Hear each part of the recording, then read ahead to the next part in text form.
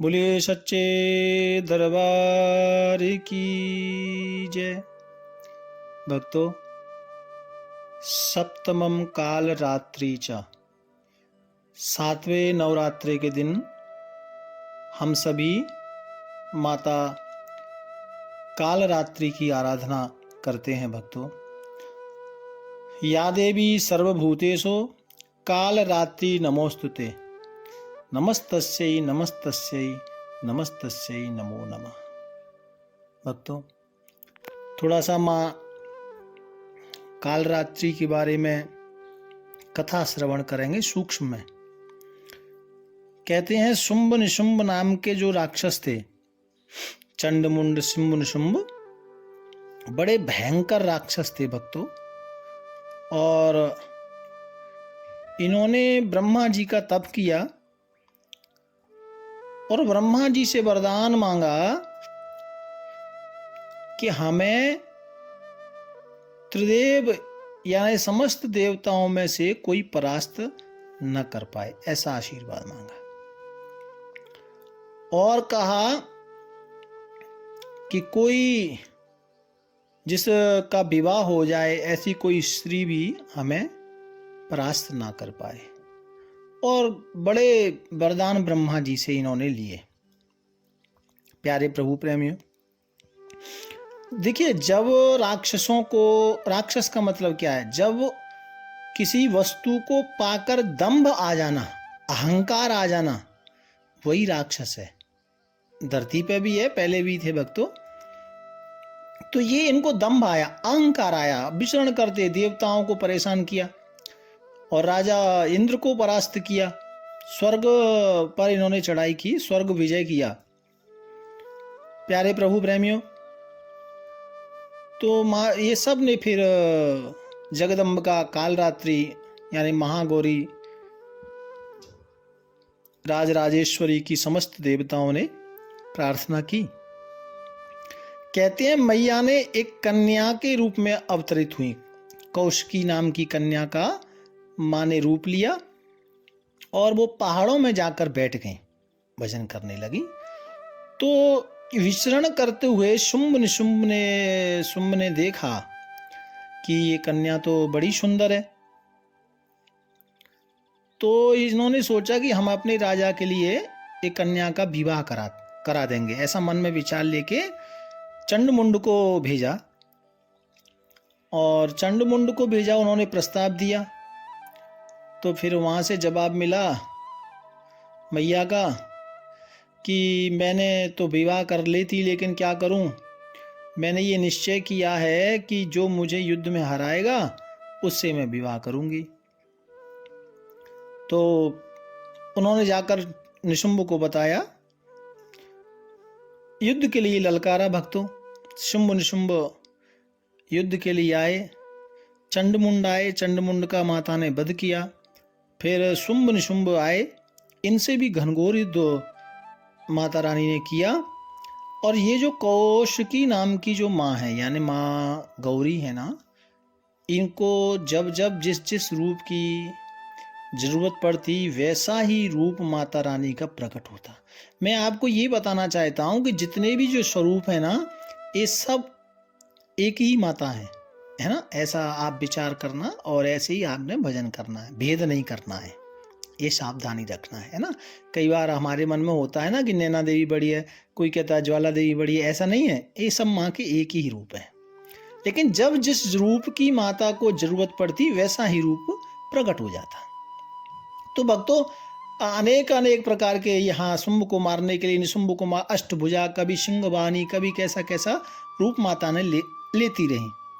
लेकिन इनके मध्य में एक इनका और दैत्य आया, उसका नाम था रक्त बीज।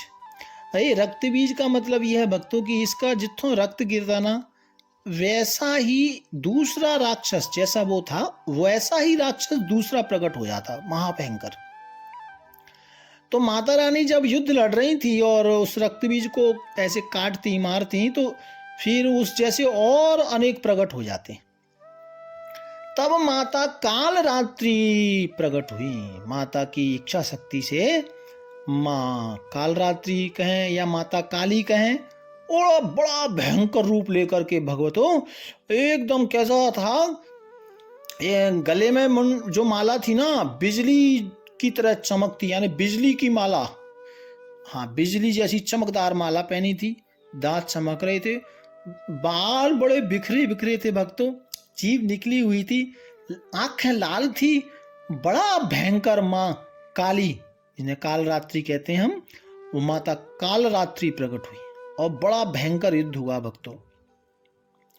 तो जब युद्ध हुआ और माँ का फिर आदेश मिला कि माँ काल रात्रि तो इसलिए हुई है, तो जब रक्त बीज ने सोचा कि ये मेरा क्या करेंगी और वो युद्ध लड़ने लगी, तो एक दो बार तो वो रक्त गिरा, ऐसे प्रकट हुए।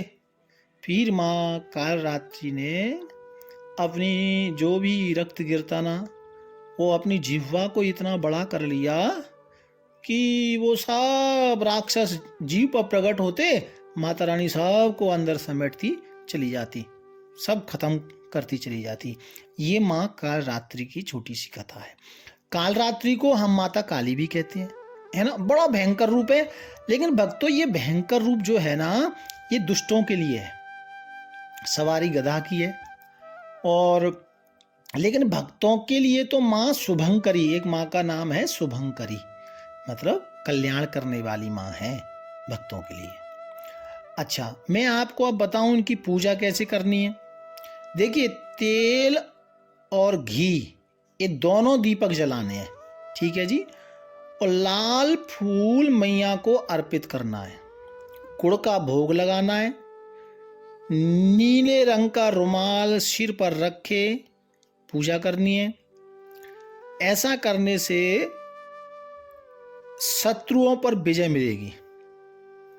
और ये शनि ग्रह से संबंध रखती हैं, तो इसके लिए बिजनेस में कोई दिक्कत आ रही हो, है ना, कोर्ट कचहरी का कोई केस चल रहा हो, उससे मुक्ति प्राप्त करने के लिए जी, और किसी भी तरह का कोई दुश्मन आपका, किसी दुश्मन से आप परेशान हो, ये सब व्याधि के लिए आपने माँ काली की उपासना करनी है।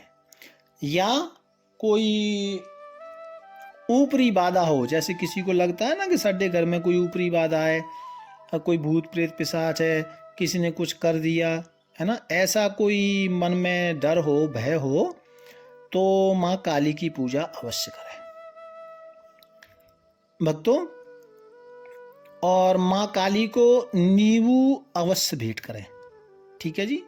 और हो सके तो संध्या बेला, यदि शाम को 5 बजे 6 बजे 7 बजे गोधूली बेला में एक नींबू माँ को भेंट करें, और एक नींबू अपने सिर के ऊपर से उबार के जल के अंदर उसको प्रवाह करें, जल के अंदर उसको डालें 7 बार अपने ऊपर से घुमा करके, और जल के अंदर उस नींबू को डालना है, ठीक है जी। तो इससे बहुत बड़ा आपको लाभ होगा और आपको शंका ये आपकी दूर होगी, ठीक है जी। और आपने मंत्र गुड़हल का फूल अवश्य मैया को बहुत प्रिय करें, और ऐं ह्रीं क्लीं चामुंडाई बिच्चे, ये मंत्र अच्छा है, श्रेष्ठ है, इस मंत्र का आपने जाप करना है। और माता सर्वोच्च चक्र जो सहस्रार चक्र है उस पर अपना प्रभुत्व रखती हैं, उसके अधिष्ठात्री हैं, तो इस चक्र पर आप ध्यान लगा सकते हैं। ये बिल्कुल जितों शिखा होती है ऊपर, वो ऊपर एकदम ध्यान लगाएं इस चक्र पर। ये चक्र तो जब इस चक्र को जीव प्राप्त कर लेता है ना, तो वो स्वयं ईश्वर हो जाता है भक्तों। और इस चक्र पर गुरुदेव का ध्यान लगाएं, परब्रह्म परमात्मा अपने इष्टदेव का ध्यान लगाएं। गुड़ से बने पदार्थ का दान करें, है ना, इसका दान करें, किसी गरीब को, किसी अनाथ को गुड़ से कोई वस्तु बनी हो, उन पदार्थों का आप दान करें। और एक विशेष बात, आपने माता रानी को लौंग का जोड़ा जरूर अर्पण करना है, ठीक है जी। और अर्पण करें या हवन करें माता रानी के सामने, गाय के उपला की थोड़ा अग्नि लेकर के, और आपने 5 जोड़ा या 11 जोड़ा जितना भी आपसे बन पड़े इतने जोड़ा ये माँ काल रात्रि की पूजा में सुबह करें या शाम को तो और श्रेष्ठ है। शाम को 7-8 बजे, हाँ, थोड़ा घी के साथ लौंग का जोड़ा मैया को ये मंत्र बोल के ऐं ह्रीं क्लीं चामुंडाई विच्चे ऐसा बोल के 11 बार या 21 बार तो मैया के सामने अर्पण करें। इससे होगा क्या, घर की जो भी आधा व्याधा है वो सब समाप्त होगी। किसी भी तरह की बुरी नज़र यदि है तो वो भी समाप्त होगी। ठीक है जी। तो ये आपको मैंने उपाय बताए हैं, कैसे करने हैं वो बताने हैं। पूजा आपको कैसे करनी है वो मैंने आपको बताया है, और कैसे मैया का ध्यान करना है वो मैंने आपको बताई है, और सूक्ष्म मैया की कथा आपने श्रवण की है। तो ये 7वें दिन की पूजा है। कालरात्रि माँ को हम सब यहीं प्रणाम करते हैं। प्यार से बोलो जय माता दी।